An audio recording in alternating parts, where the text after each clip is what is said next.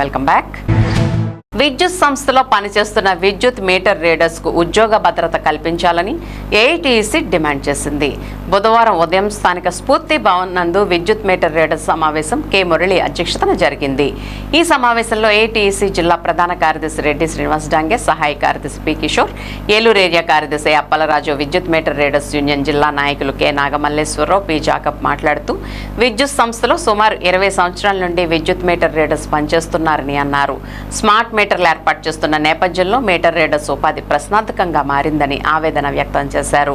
Metre readers కు విద్యుత్ సంస్థలోనే ప్రత్యామ్నాయంగా ఉపాధి చూపించాలని వారు డిమాండ్ చేశారు. డీలిస్ట్లో మీటర్లు మార్చడానికి మీటర్ రీడర్లు నియమించాలని అన్నారు.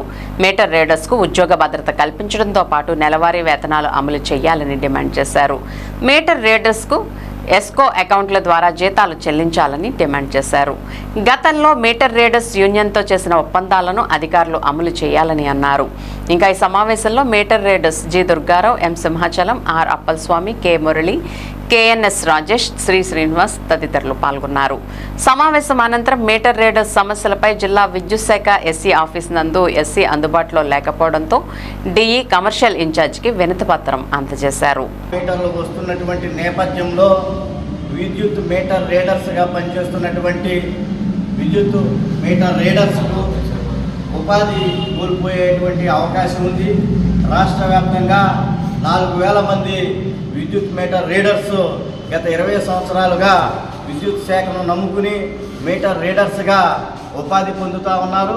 ఈరోజు స్మార్ట్ మీటర్స్ వస్తున్నటువంటి నేపథ్యంలో వీరంతా రోడ్డును పడేటువంటి అవకాశం ఏర్పడింది.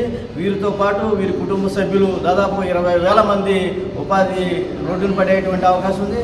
కాబట్టి గత 20 సంవత్సరాలుగా విద్యుత్ శాఖను నమ్ముకుని పనిచేస్తూ ఉన్నారు. కాబట్టి వీరికి విద్యుత్ డిపార్ట్మెంట్లోనే ప్రత్యామ్నాయ ఉపాధి కల్పించాలని ఏఐటీసీ ఆధ్వర్యంలో గత దశల వారి ఆందోళన కార్యక్రమాన్ని నిర్వహించిన పిమ్మట గత 2024 ఫిబ్రవరి నెలలో సీఎండి విద్యుత్ ఉన్నతాధికారులు ఇచ్చినటువంటి హామీ మేరకు వీరందరికీ కూడా విద్యుత్ డిపార్ట్మెంట్లోనే ప్రత్యామ్నాయ ఉపాధి కల్పించాలని చెప్పేసి డిమాండ్ చేస్తా ఉన్నాం. ఈరోజు రాష్ట్ర ప్రభుత్వం, రాష్ట్ర ముఖ్యమంత్రి నిరుద్యోగ సమస్యను నిర్మూలిస్తామని, రాష్ట్రంలో 20 లక్షల మంది యువతకు ఉపాధి హామీ ఉద్యోగాలు కల్పిస్తామని చెప్పేసి హామీ ఇచ్చారు. అదే సందర్భంలో ఇక్కడ 4,000 మంది విద్యుత్ రీడర్స్ ఉపాధి కోల్పోతున్నారు. వీరికి తక్షణం విద్యుత్ డిపార్ట్మెంట్లోనే ప్రత్యామ్నాయ ఉపాధి కల్పించాలని చెప్పేసి ఏఐటీసీగా మేము డిమాండ్ చేస్తా ఉన్నాం.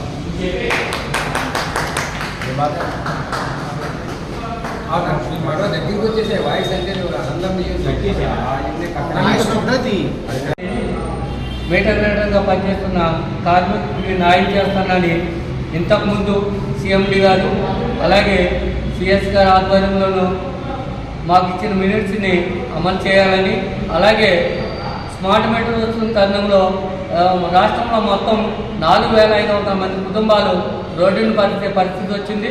వీళ్ళకి ప్రత్యామ్నాయ మార్గం కల్పిస్తానని అప్పటి ఎనర్జీ సెక్రటరీ గారైనా అలాగే సీఎండి గారి సమక్షంలో ఒక కమిటీ వేసి ఆ కమిటీలో నిర్ణయించి మాకు ప్రత్యామ్నాయ మార్గం కల్పిస్తానన్నారు.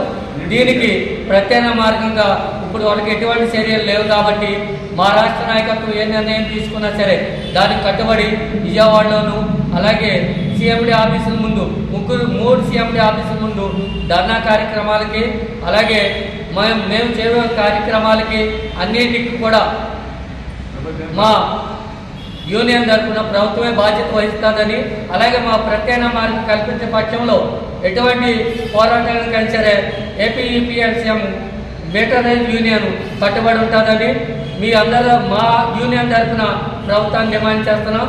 తక్షణమే మా మీద మాకు తగిన కల్పించాలని, ఉద్యోగ కల్పించాలని మరి ముఖ్యంగా వేడుకుంటున్నాం.